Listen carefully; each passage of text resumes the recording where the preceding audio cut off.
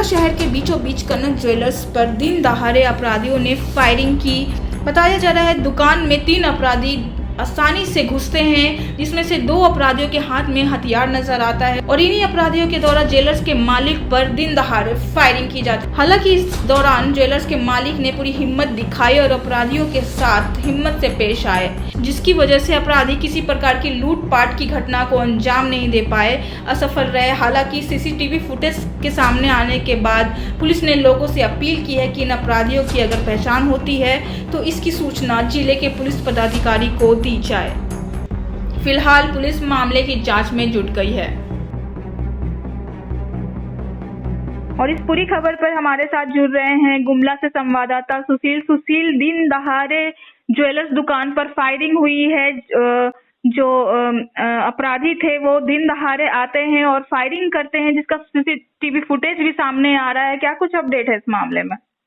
जी बंधु, मैं आपको स्पष्ट बता दूं कि ये जो घटना घटी है निश्चित रूप से पुलिस प्रशासन की सबसे बड़ी चुनौती है, क्योंकि ये जो घटना स्थल है थाने से बस कुछ दूरी पर है और मेन रोड में है। इसके अगल बगल में पूरा दुकान है, पूरा स्टेट बैंक ऑफ इंडिया का सेंटर है, प्लस आसपास में इतनी चहल पहल रहती है। और सबसे बड़ी बात है आज मंगलवार का दिन है जो साप्ताहिक हाट होता है। वैसे में अपराधियों की हिम्मत का दाद देना होगा। अपराधी 2 बाइक पर आते हैं और जिस तरह सीसीटीवी फुटेज में आप देख रहे हैं कि बहुत आसानी से अंदर ज्वेलर्स दुकान में घुसते हैं और जो ज्वेलर्स के मालिक है प्रकाश जी, उनके साथ वो सीधे जाकर वहां पर उनको पिस्टल लड़ाते हैं और वहां से कहीं ना कहीं लूटपाट की बात है। चूंकि इस पूरे मामले में वॉइस तो सामने नहीं आ रहा है, लेकिन जो दुकान के मालिक है प्रकाश जी, उनसे हमारी बातचीत हुई है। अभी वो सदर अस्पताल में भर्ती हैं और उनके हाथ में उन्होंने बताया कि अपराधी आने के बाद सीधे उनके ऊपर पिस्टल लड़ा दिया, जिसके बाद उन्होंने पहले तो वो मजाक को समझे कि शायद कोई मजाक कर रहा, लेकिन जैसे ही उन्होंने अपराधियों का तेवर देखा तो उन्होंने पिस्टल को जबरदस्ती धरने का प्रयास किया, जिस दौरान फायरिंग हुई और उनकी जो कानी उंगली है उसमें फायरिंग हुआ है और कानी उंगली पूरी तरह से उनका फट गया है।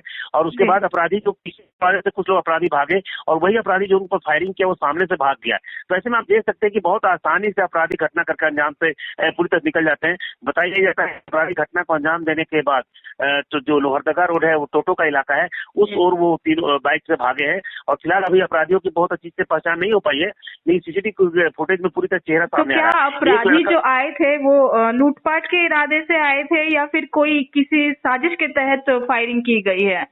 नहीं, वरना पूरी तरह से स्पष्ट है। अपराधियों की एक्टिविटी को देखने से स्पष्ट समझा जा रहा है कि पूरी तरह से लूटपाट की नियत से आए थे। और व्यवसायी का स्पष्ट कहना भी है कि उन्होंने कहा कि सब लोग मतलब जिस तरह से गलत शब्द का प्रयोग करते हुए गाली गलौज करते हुए बोले कि सब कोई तुम लोग एक तरफ हो जाओ, हमें यहाँ से सामान लूटपाट करना है, इस तरह की उन्होंने बात का वहां पर रखी हुई है। और जो दुकान के मालिक उनकी हिम्मत की दाद देनी होगी और लोगों को सीखना चाहिए कि बहुत आसानी से अपराधियों के सामने जो नतमस्तक हो जाते हैं उन्होंने डरा नहीं। और अभी भी उनका कहना स्पष्ट है कि थोड़ा बहुत अगर उनको समय मिलता, कुछ लोग सहयोग करते तो अपराधी को धर लेते। लेकिन घटना के बाद जिले के जो एसपी हैं, डीएसपी हैं, थाना प्रभारी लगातार वहां पर घटना पहुंचे हैं, मामले की छानबीन की जा रही है। लेकिन निश्चित रूप से कहा जा सकता है वरना इस घटना के घटने के बाद पुलिस के लिए सबसे बड़ा चुनौती ये हो गया कि हाल के दिनों में शहर में चोरी घटनाएं जो हो रही थी उससे पुलिस के कार्यशैली पर सवाल उठ रहा था, लेकिन ये घटना शहर के बीचों बीच में वही 11-12 बजे के बीच में जब घटना घटती है तो निश्चित रूप से आप समझ सकती है कि पुलिस में कितना बड़ा चैलेंज है और अपराधियों का मनोबल कितना बढ़ा हुआ है। जी वंदना। जी, तमाम जानकारी साझा करने के लिए आपका शुक्रिया सुशील।